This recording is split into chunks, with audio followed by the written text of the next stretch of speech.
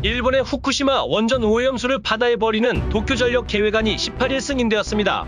이를 담당하는 규제기관인 일본원자력위원회가 안전성에 문제가 없다고 본 건데요. 양심있는 일본 시민들과 주변 지역 어민 등 시민단체들이 반발하고 나섰지만 이를 강행 처리하며 내년 4월 방류 준비를 위해 속도를 내고 있습니다. 일본의 대표적인 극우 세력 중 한 명인 마스노 히로카즈 관방장관은 원자력 규제위나 국제원자력기구가 안전성을 확실히 확인하고 어업인부터 소비자들, 주변 국가들에게 반복적으로 알기 쉽게 전달하겠다고 발언하며 도쿄전력은 방사능 오염수를 핵물질 정화장치에 통과시켜 세슘, 플루토늄 등 62가지 핵물질을 걸러낸 뒤 그래도 남는 3중 수소, 트리튬은 바닷물에 섞어서 태평양에 내다 버리겠다는 계획입니다. 마스노 히로카즈는 과거 미국 지역지의 위안부는 성노예가 아니다라고 주장하는 광고를 게시한 적이 있고 문부가 악상 재임 중 독도 즉 다케시마는 일본 땅이라는 억지교육을 의무화한 전력이 있습니다.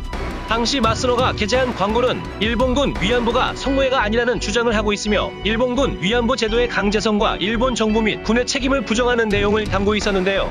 일본 정부가 1993년 8월 발표한 고노다마에서 위안부 동원은 일본군이 깊숙이 관여한 가운데 여성의 인권을 유린한 것이라고 인정하고 사죄한 바 있는데 마스노는 의견 광고의 형태로 일본의 책임을 전면 부인하려고 한 셈입니다.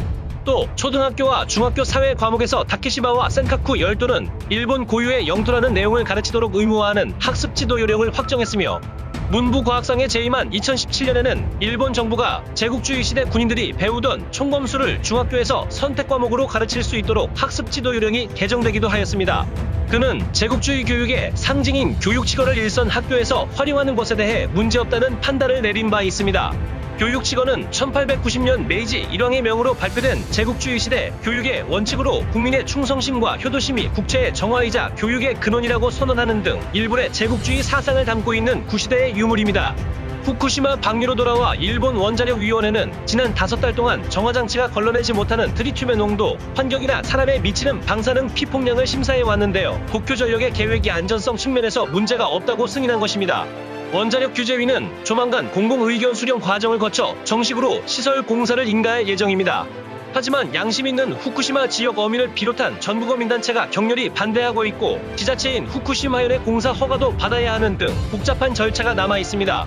그렇지만 이미 지난달 해저터널 기초 공사에 착수하는 등 일본 정부와 도쿄전력은 내년 4월 방류를 위한 준비를 서두르고 있는 상황이라 사실상 방류를 막기는 힘들어 보입니다.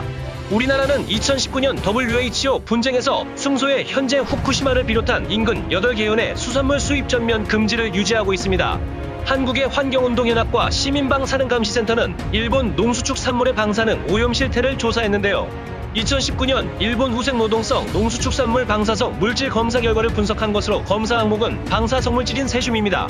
이 결과에 따르면 일본, 특히 후쿠시마 인근 지역의 농수산물은 여전히 안심하고 먹을 수준이 아닌 것으로 보입니다.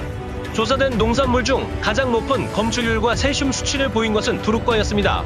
조사한 두릅 중 68%에서 세슘이 검출되었고 이바라키에서 생산된 두릅에서 기준치의 6배인 630베크렐이 검출되었고 고사리와 죽순 등에서도 높은 검출률과 세슘 수치를 보였습니다. 주식인 쌀에서도 세슘이 검출되고 있는데요. 검출률은 2.7%로 높은 편은 아니나 후쿠시마산 쌀에서 77베크렐의 세슘이 검출되었습니다. 일본 기준치 100베크렐보다는 낮지만 매일 먹는 농산물임을 생각하면 결코 안심할 수 없는 수치입니다.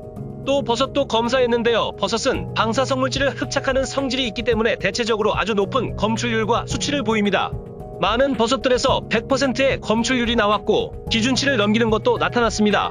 주로 후쿠시마와 인근현의 버섯들에서 세슘이 검출되었으나 높은 오염을 보인 야생 버섯의 상당수가 다소 거리가 있는 지역인 야마나시현, 니가타현 등을 원산지로 하고 있어 후쿠시마 핵발전소 사고로 인한 방사능 오염이 동일본 전역에 영향을 미치고 있음을 알 수 있습니다. 수산물의 대부분에서도 역시 세슘이 검출되었는데요. 현재 방사능에 오염된 제염토들의 보관관리가 제대로 이루어지지 않으면서 강으로 흘러들어간 사례가 다수 있었습니다. 또 향후 일본 정부가 방사능 오염수를 바다에 방류하겠다는 계획이 실행된다면 당연히 일본산 수산물의 방사능 오염은 앞으로 더 높아질 수밖에 없습니다. 축산물은 다행히 다른 농수산물 품목에 비해 낮은 검출률과 수치를 보이고 있으나 야생육은 상황이 전혀 다릅니다. 여전히 방사능 오염이 가장 심각한 품목으로 일본 방문 시 야생고기의 섭취를 매우 조심해야 합니다. 가장 높은 세슘 수치를 보인 후쿠시마산 멧돼지고기의 경우 1만 베크렐이라는 기록적인 수치가 측정되었고, 그 외 곰고기, 사슴고기 등에서 높은 방사능 수치를 기록했습니다. 그렇다면 일본 편의점에서 파는 가공식품의 경우는 어떨까요?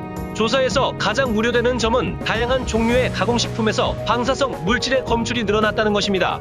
가공식품에서 세슘 검출이 늘어난 원인으로는 후쿠시마현 농축수산물을 적극적으로 소비하려는 일본 정부의 먹어서 응원하자 운동 등 방사능의 위험성을 의도적으로 숨기며 방사성 물질이 포함된 원재료의 유통이 늘어나 가공식품에까지 영향을 끼치고 있는 것으로 보입니다. 세슘이 검출되는 품목들은 누구나 손쉽게 구입해 먹을 수 있는 식품들이고, 원산지를 알아볼 수 있는 농축수산물과 달리 가공식품의 경우 원산지를 알기 쉽지 않기에 가공식품에서의 세슘 검출은 특히 더 심각하게 생각해야 합니다.